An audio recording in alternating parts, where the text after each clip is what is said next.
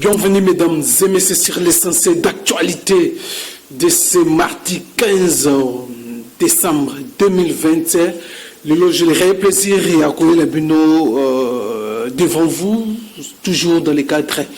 Il y a ma réflexion par rapport à la situation où il s'appelle le surtout la situation politique qui est préoccupé les Congolais pour les Congolais tout s'intéresser à la politique en Bokanabiso. Pourquoi pour les Congolais sont intéressés à la politique en Bokanabiso? C'est parce que la politique, il y a un socle, il y a un changement, il y a des alliés qui vont permettre aux Congolais à changer sa vie sociale, vie n'enyoso si Komboka est dans la politique Yamalam. Voilà, mesdames et messieurs, tout sur la moi manqué quelques points d'actualité. Donc, le lot, Tourubanda, il y a clôture, il y a session, il y a septembre 2020 dans l'Assemblée nationale, où le lot, clôture, il y a Salama, bien que après clôture, il y a session, il y a session extraordinaire pour vider l'examen. Il y a une pétition contre Madame Janine Mabunda, aussi c'est Madame Janine Mabunda et son bureau. Et puis même Madame Janine Mabunda a saisir le Conseil d'État pour l'interprétation. Il y a un règlement dans Bango intérieur Assemblée nationale, article 31 Assemblée nationale, si vraiment le bureau d'âge a organisé les élections. Il y a un bureau dans Bango dessus, donc il y a un conseil d'État pour l'interprétation de l'article 31 et l'Assemblée nationale. Voilà, mesdames, la corruption. La corruption, l'honorable Nemalemba Alobaki, la place publique, les gens ont suscité aussi un débat autour de ça. Tokomekato solo la yango. Tokolobela discours à chef de l'État, tenu. Jadis non bénéficiaires d'aujourd'hui, et la multiplication de nos cités et de nos villes qui ont fini de prendre de cours. Discours ça manango déjà discours lubama mais congolais a pour ça il y a concrétisation. Congolais a pour ça il y a vie quotidienne a changé. Congolais a pour ça il y a vie changé, vie à zone menée na Congo, ça ne va pas. Chef de l'État ça le discours devant la nation. Discours état de la nation ça liango a ça aussi discours 10 jours avant par rapport à la situation. Il y a beaucoup de biso mais na ba Congolais ba lingini 2021 ezama solo tokobeta l'union sacrée tokobeta l'union sacrée comment l'union sacrée salami il y a l'imitation le nombre ils ont gonflé na union sacrée au vision chef de l'État à salaki union sacrée pour un changement. Est-ce que bato nyonso bazo quitter FCC bazo na union sacrée baye pour un changement ou bayaki kaka pour la corruption oyo l'honorable Léon Nemalemba, autrement dit Papa Molière, oyo lobaki na place publique. Est-ce que tous ces gens-là du FCC oyo baye kokota na union sacrée bakomema caprice, la caprice politicienne na kati ya union sacrée? Pour y avoir autant de députés, ils méritent fonction. L'actuel gouvernement au chef de l'État promettre un gouvernement fait salama, un gouvernement d'ici là fait salama. N'a pas mandataire, ils ont caprice. Est-ce que philosophie a fait Tshisekedi na changement ou mutation? Il y a majorité. Bakenelion pour changement en Congo ou bakenelion pour leurs intérêts. Les politiciens, la politique, visent les intérêts. Pour dire ça, bon, bah, visa les intérêts. Moutakendaka là où il y a les intérêts. Est-ce qu'il y a un intérêt à Moka? Tout un intérêt, il y a un particulier. Tout un changement à Congo. Comme prendre les chefs d'État, les changements à Congo. Et mon leur discours, Azoloba, que non, a déployé les efforts. Il s'est consenti pour un changement. Andimaki même Azala humilié pour que la coalition ait porté changement dans la vie quotidienne des Congolais et porté changement dans le Congo. Malheureusement, sa façon de voir les choses, et ça l'a qui bongoté na bandeko ya coalition na bango. Est-ce que on te retourne bateau baillé baillé pour avoir intérêt baillé qu'on se protéger? Un peu de réflexion sur ça, si le temps va encore nous permettre de le. Voilà, mesdames et messieurs, quelques points où il y a épinglé tout le Béla. Alors, tout le Béla, le Congo, la République démocratique du Congo, Congo, ils ont une politique à Congo, ils ont une. Est-ce que la philosophie ou la vision du chef de l'État par rapport au changement il y a Congo, par rapport au PESA, sourire dans les Congolais, est-ce qu'avec la voix Oyo Azui, il y a créé union sacrée pour nous, et ça bateau balingi changement à Congo. C'est pas une plateforme vraiment, la vision de la plateforme mon côté politique, mais là synergie à Congolais Oyo balingi changement dans mboka baya et pas inaye pour baluka changement pour Congolais pas se retrouver les vécus il y a Congolais peut changer. Congolais a trouvé solution. Est-ce que tu as posé question si tous ces gens-là, pour un changement, les nombres après discours, après consultation, les nombres bakami pour faire une bonne coalition. Est-ce que Batouana a une union sacrée, une vision union sacrée, pour le changement ou pour baboya na bango sala opposition baboya na bango donc baboya ko sala opposition ou baye na sens ya changement morato bazana besoin ya changement morato bayaki parce que Kanyaka ezala ki balandela ki Kanyaka to baye na union sacrée pour nous se protéger tout l'année la consultation il y a certains Congolais union sacrée ça que non pour nous protéger bateau basala mabe na mboka bateau bayiba mboka mbongo ya mboka bateau ba détourner basala ba détournement ba ko batama na union sacrée de la nation. Est-ce que bateau na bayeli mbongo bayeki pona mbongo yango toujours ba Congo ils souffrir d'un problème d'homme et de la culture. Toye na makambo ya papa Léon Malemba, papa Molière a lobi que non azwaki mbongo. Il avoue azwaki mbongo 7 000, 15 000, 55 000 dollars na place publique. Est-ce que papa Molière makambo azoko loba ayebaki ba danger na yango? To ezalaki kaka moi comédie ou à remettre en cause l'union sacrée au chef de l'État Salaki? Est-ce que Aza traître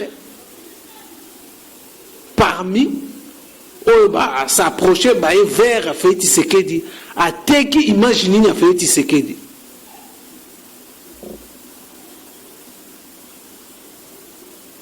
Kolbake no bazwa ki mbongo Kanyaka. Donc Félix Tshisekedi abimisa ki mbongo pour nous somba les députés. Est-ce que ce que tu vas congolais bazela nini na union sacrée? Est-ce que vous portez quelque chose?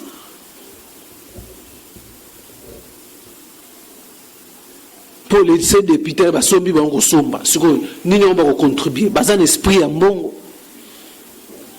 Baeli bakop, baye ko se protéger.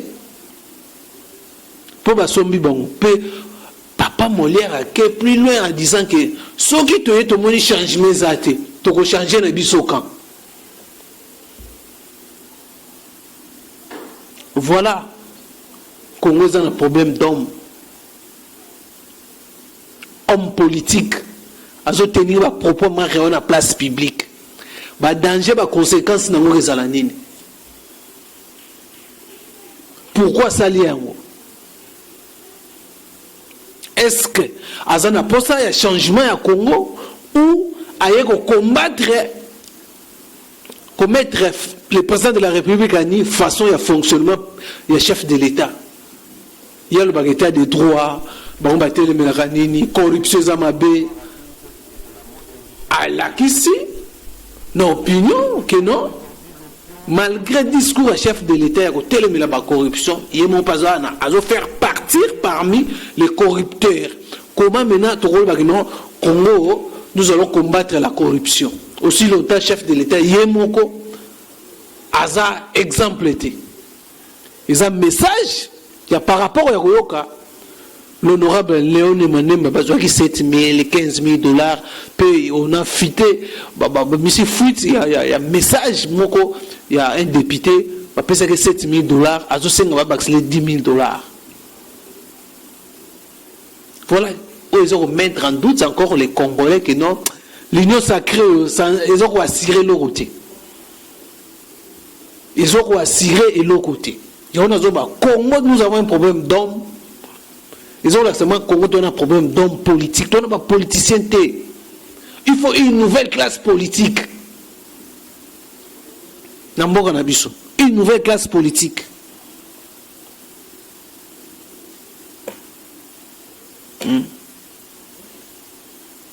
Est-ce que Congo va espérer un changement? Avec autres hommes, autres yoka. Bien que certains députés, bien qu'il y a Papa Molière, honorable Léon Emanem, ils ont confirmé que non, il aurait payé sa magie. Ils ont sourire. Et il aurait payé sa magie. Père le biso qui est simbité, l'union sacrée, va changer dans la place. La raison pour laquelle, côté FCC, qu'on appelle Balobi, que non, ils ont échoué dans la bataille, mais la guerre continue. Échec, mais la guerre n'a pas de bien que Bango Peba Bibisa qui monte pour convaincre les députés Moussoussou va signer contre la pétition de Janine Mabunda et son bureau. Voilà, normalement, un exemple. Il y a Papa Molière, Makamazolo. Confiance comme un Kima dans le Congolais. A servi Babeki dans l'opposition.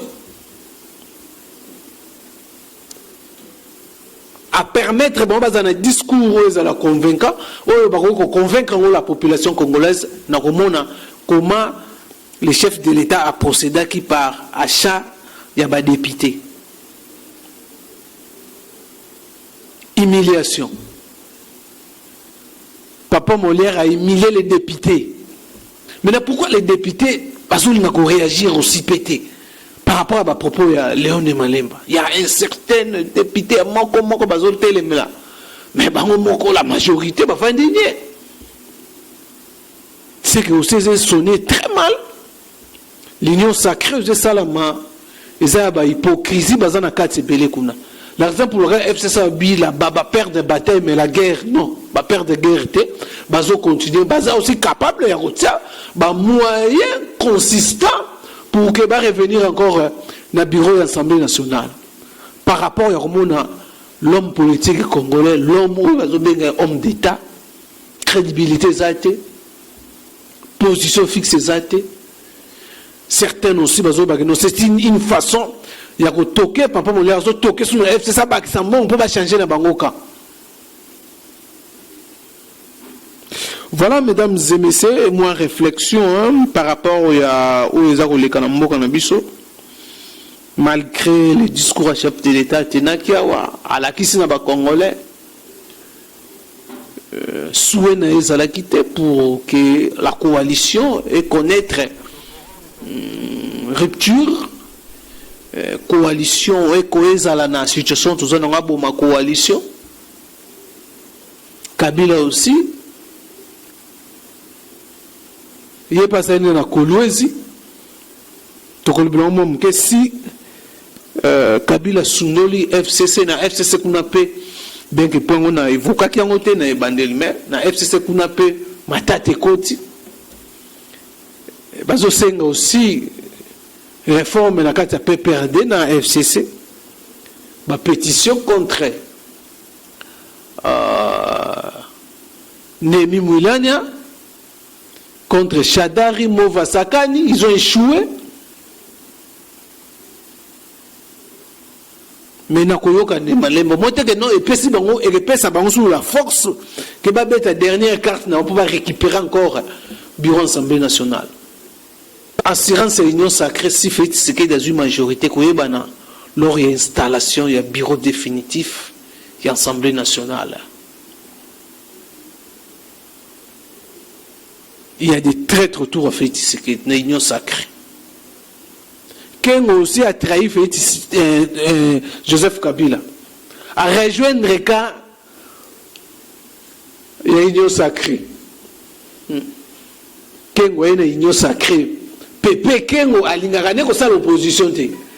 Pepe Kengo là où il y a le pouvoir ezali, il y a pas ya place à pouvoir ezali, il y a ça républicain. L'historique il y a Kengo Adondo.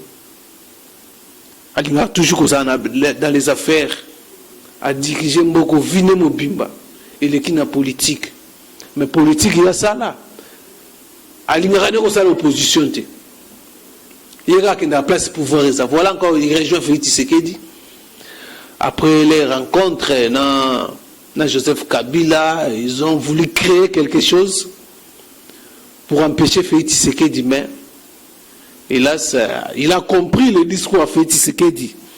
Il y a les 6 échandissés bango nyonso bakalikil. Malgré eux nyonso bayaki te na consultation, baye rapidement. Union sacrée comme na plus de 300 députés. Plus de 300 députés. Julien Paloukou, le gouverneur Nine. Il n'est pas hier, Union sacrée. Avec les 35 députés naïs. Voilà, mesdames et messieurs, c'est très difficile. 2021, fait ce qui est du changement, fait ce qui est de l'Ingénie en Congo. Où ils appellent dernière chance pour faire ce qui est du face d'un peuple congolais. Fait ce qui est dit. Azuba taki mingite, ndeti Joseph Kabila to tsaka e pression ko sakanate. Na mboko. Pression zwaka ya ko sakanate. Fait ce qui est dazaki MP azuma pression mingite par rapport à la coalition.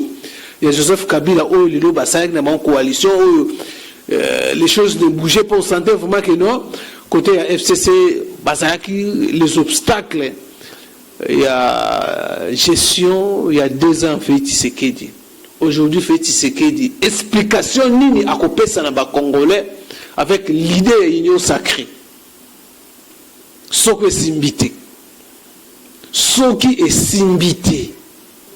Donc dernière chance il a fait Tshisekedi na vision ya union sacrée devant ba congolais bazotala 2021 ba congolais bazelani na union sacrée.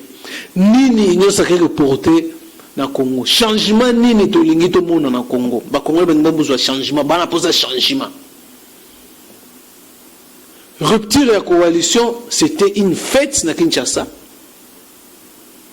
Feti seke dans un mobali ya solo, l'axi qui mobali ne ya solo. O ba congolais ba no ba akata nanu. Relation. Les lois majorité on peut trouver ba majorité joue installation bureau Assemblée nationale. Si ba conseil malgré la révélation il y a Léon et Malemba ils ont décevoir quand même quelques Congolais la façon où il y a l'obaki. Puis la justice, la justice, c'est ça la musala na akolandela ya yebise makambo ya lobi. Soko sala nini soki makambo ya lobi soki za solto za lokuta nani apesaki ye mbongo makambo soki ndenge nini ya corruption.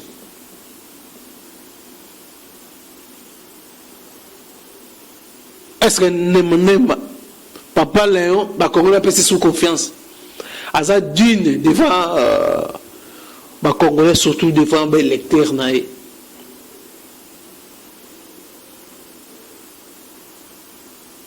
La crédibilité de la société.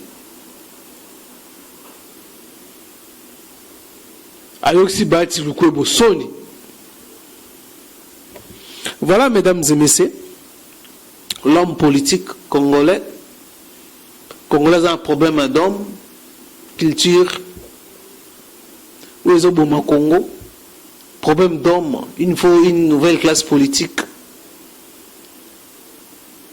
Malgré l'union sacrée, les Congolais ont le résultat de l'union sacrée. Les Congolais ont une caprice politicienne dans l'union sacrée. Ils ont caprice. Quand la FCC peut se fitter les armes pour récupérer le bureau de l'Assemblée nationale.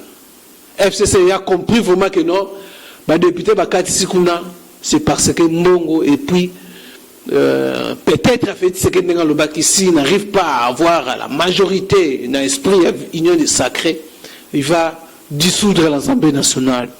Peut-être il y a parmi aussi